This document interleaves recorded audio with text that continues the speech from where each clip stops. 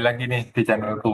Sebelumnya, kalau kalian belum kenal, kenalin, saya Dewa Witorambang, mahasiswa Teknologi Pendidikan Angkatan 2024 di Universitas Negeri Semarang. Nah, di video kali ini tuh, aku mau bahas sesuatu yang sebenarnya sering tuh kita temuin di sekolah maupun di kampus.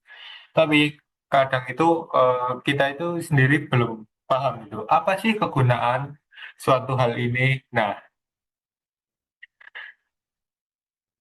yang aku mau bahas itu yaitu modul pembelajaran. Nah, jujur aja nih, siapa dari teman-teman kalian yang pernah ataupun melihat modul pembelajaran tapi cuman dibuka aja gitu, atau bahkan langsung melihat ke bagian tugasnya tanpa mempelajari apa itu isi modul tersebut.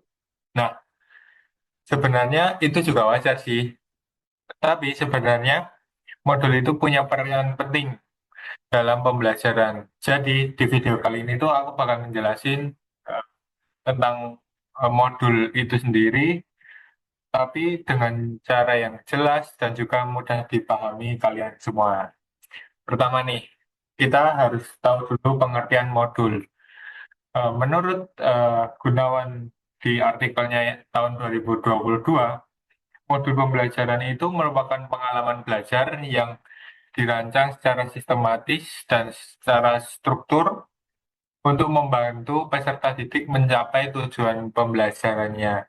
Nggak cuma dari satu artikel, saya juga melihat dari artikel lainnya, yaitu menurut Kosasih tahun 2021, modul itu merupakan bahan ajar yang mendukung pembelajaran mandiri, sehingga peserta didik itu bisa belajar gitu, sesuai dengan kecepatan masing-masing. Nah, kalau disederhanakan saja, modul itu sebenarnya bahan ajar yang sudah disusun rapi dari awal hingga akhir, lengkap dengan materi, contoh, dan latihan sampai evaluasi yang dibuat oleh pendidik gitu. Kalau dalam hal ini guru ataupun dosen. Jadi, sebenarnya modul itu bukan sekedar buku biasa, teman-teman. Tapi lebih ke panduan belajar gitu. Kita mau belajar apa selama satu semester yang akan datang. Selanjutnya, langsung aja kita masuk ke apa itu sih dari tujuan modul itu dibuat. Nah, modul itu dibuat supaya siswa bisa belajar secara mandiri, tidak menggantungkan gurunya yang mengajarkan materi, namun belajar secara mandiri seperti itu. Artinya, kita itu juga nggak selalu harus menunggu penjelasan dari guru ataupun dosen.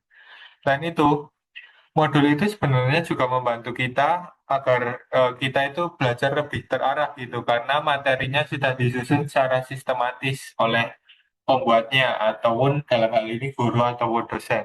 Nah, dan yang penting, modul itu menyesuaikan dengan kecepatan belajar masing-masing. Karena kita tahu setiap orang itu memiliki kecepatan dan cara belajar yang berbeda-beda gitu, teman-teman. Kalau dari segi fungsinya, modul itu sebenarnya berfungsi sebagai sumber utama belajar. Jadi, modul itu bisa jadi pegangan kita untuk memahami materi secara mandiri gitu, nggak terlalu berpegang teguh pada yang dijelaskan oleh gurunya. Walaupun sebenarnya guru itu harus menyesuaikan apa yang mereka ajarkan sesuai dengan modul yang mereka buat sendiri, seperti itu. Nah, selain itu, modul juga berfungsi sebagai panduan belajar karena biasanya sudah ada langkah-langkah yang harus kita ikuti, mulai dari memahami materi, mengajarkan latihan, sampai evaluasinya. Nah, kita langsung masuk aja nih langsung ke apa sih isi ataupun komponen yang ada di modul itu sendiri. Biasanya modul itu mempunyai beberapa bagian penting. Yang pertama ada identitas modul seperti judul ataupun mata pelajaran dari modul yang diberikan.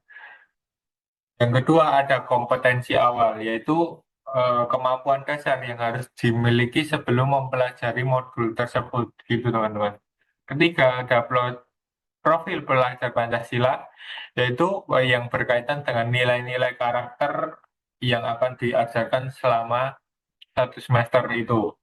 Keempat, ada sarana dan prasarana, yaitu alat yang dibutuhkan untuk menunjang pembelajaran yang akan dilakukan seperti itu. Ya, ada target peserta didik. Nah, itu merupakan modul itu dibuat untuk siapa sebenarnya? Yaitu biasanya ada buat SD, SD-nya kelas berapa, seperti itu. Kalau SMP, SMP-nya kelas berapa, untuk semester apa, seperti itu. Dan yang terakhir ada model pembelajaran yang digunakan. Dengan komponen yang lengkap, modul itu bisa jadi lebih jelas dan mudah digunakan. Dan mudah dimengerti oleh pembaca ataupun dalam hal ini peserta didik. Sekarang agar lebih mudah, saya kasih contoh nyata yang lebih eh, relevan seperti itu. Misalnya ada di kelas 10 SMA pada mata pelajaran IPA dengan materi ekosistem. Di dalam modul biasanya itu siswa akan menemukan penjelasan tentang apa itu ekosistem, kemudian komponen biotik dan abiotik serta contoh rantai makanan. Setelah memahami materinya, siswa itu tidak hanya berhenti pada membaca modul itu. Biasanya di dalam modul ada juga tugasnya yang ingin dijelaskan oleh guru tersebut. Misalnya, siswa diminta untuk mengamati lingkungan di sekitar rumahnya atau di sekolah, lalu mengidentifikasi komponen ekosistem yang ada di sana. Nah, dari situ, siswa itu bisa belajar menghubungkan teori dengan kondisi nyata yang mereka lakukan di kehidupan nyata. Jadi pembelajaran itu sebenarnya tidak hanya sekedar memahami konsep, tapi juga menerapkan dalam kehidupan sehari-hari seperti itu teman-teman. Nah, di sini terlihat jelas tuh bahwa modul itu sebenarnya membantu siswa untuk belajar secara mandiri sekaligus aktif mencari pengetahuannya mereka sendiri. Sekarang saya akan membahas sedikit apa sih kelebihan dan kekurangan dari modul itu sendiri. Nah, modul itu biasanya memiliki kelebihan diantaranya membantu kita belajar untuk secara mandiri dan juga materi biasanya sudah tersusun rapi dan fleksibel karena bisa dipelajari kapan saja. Tapi ada juga kekurangan. Kadang itu modul itu terasa membosankan karena tampilannya itu kurang menarik karena biasanya dalam bentuk kertas biasa seperti artikel seperti itu. Selain itu, belajar dengan modul juga butuh niat yang kuat karena tidak semua orang terbiasa belajar secara mandiri. Dan yang sering terjadi, itu modul itu tidak dimanfaatkan secara maksimal. Seperti tadi yang misalnya langsung ke tugasnya, tapi tidak membaca materinya terlebih dahulu. Nah, kalau menurut saya pribadi, modul itu sebenarnya sangat membantu ya teman-teman. Tapi masalahnya bukan di modulnya, melainkan cara kita menggunakannya. Kalau modul itu cuma disimpan ataupun dibuka saat disuruh oleh pendidik, dalam hal ini guru ataupun dosen, ya jelas manfaatnya itu tidak akan terasa. Tapi kalau benar-benar dipakai dan dipahami, modul itu sebenarnya bisa jadi alat belajar yang sangat efektif, teman-teman. Jadi, modul itu alat adalah bahan ajar yang disusun secara sistematis untuk membantu peserta didik untuk dapat belajar secara mandiri dengan tujuan, fungsi, dan komponen yang jelas.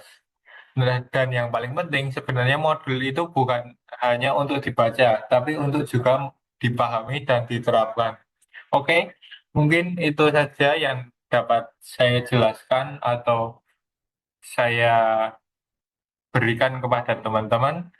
Eh, Jika ada kesalahan ataupun pendapat kalian, boleh ditulis di kolom komentar ya. Sekian dan terima kasih.